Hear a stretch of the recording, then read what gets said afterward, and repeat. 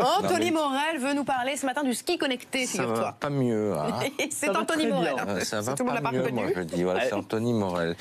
On commence par quoi? Par cette drôle de veste. Qu'est-ce que c'est que ça? C'est une veste airbag. C'est une veste qui va sauver les vertèbres et les hanches des skieurs, qui est utilisée là en ce moment par tous les trois quarts en gros des athlètes de ski cross en ce moment à Pyeongchang. Ouais. Une technologie française. C'est écrit dessus hein, que c'est français. Non? Alors non, parce que Rossignol c'est l'équipementier, mais tu as une start-up qui s'appelle InEnMotion, start-up savoyarde, qui a mis au point ce qui est à l'intérieur de cette veste, c'est-à-dire ça, une centrale inertielle. Cette veste, en gros, elle est bardée de capteurs électroniques qui vont comprendre quand je suis en train de me prendre une gamelle, en gros, et comprennent, elle analyse la vitesse. Voilà, il n'y a plus d'inertie. Là, je suis en train de slalomer sur les pistes, il y a un déséquilibre, je suis en train de tomber et hop, voilà. Et ben voilà. Mais t'es un grand malade.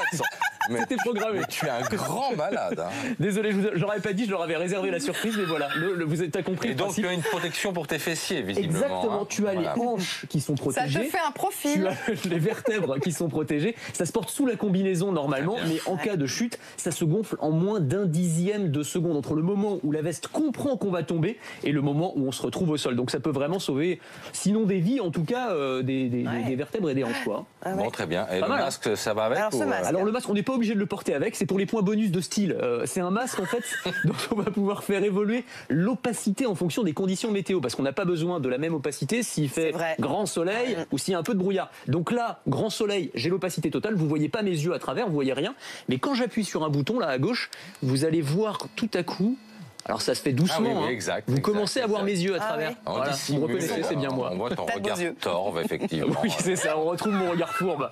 Alors c'est la marque Oakley qui propose ça, c'est des lunettes électroniques. On s'est pas donné, ça coûte autour de 300 €, puis il faut les recharger le soir. Ouais, 300 €, il faut les recharger. Donc déjà qu'on a du mal avec les smartphones, etc. Il faut en plus recharger les lunettes, on s'en sort plus. Et le bonnet, il chauffe, non? Ou ça n'a rien à voir? Non, alors le bonnet, lui, c'est juste pour la déco. Mais enfin, il a une technologie Bluetooth quand même qui me permet d'écouter ma musique directement dans le bonnet. Bah oui, quand on est sur la piste de ski, c'est tellement important d'écouter de la musique. Tu nous as aussi apporté un capteur de performance. Voilà, ça c'est un petit capteur qui se place à l'arrière de la chaussure, on peut le clipser, et ensuite il va analyser, alors ça transforme le ski en jeu vidéo, c'est-à-dire qu'il va analyser tous mes sauts, la vitesse à laquelle je descends, la qualité des virages, et ensuite je vais synchroniser ça, je vais récupérer toutes ces infos sur une application sur mon smartphone. Non, ça va, je sens rien, je sens rien.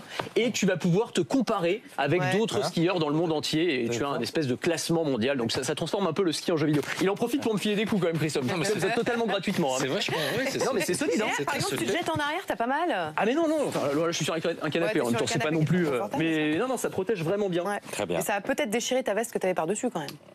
Normalement non. Ouais, bon. Normalement non. Merci Anthony d'être venu nous présenter toutes ces innovations.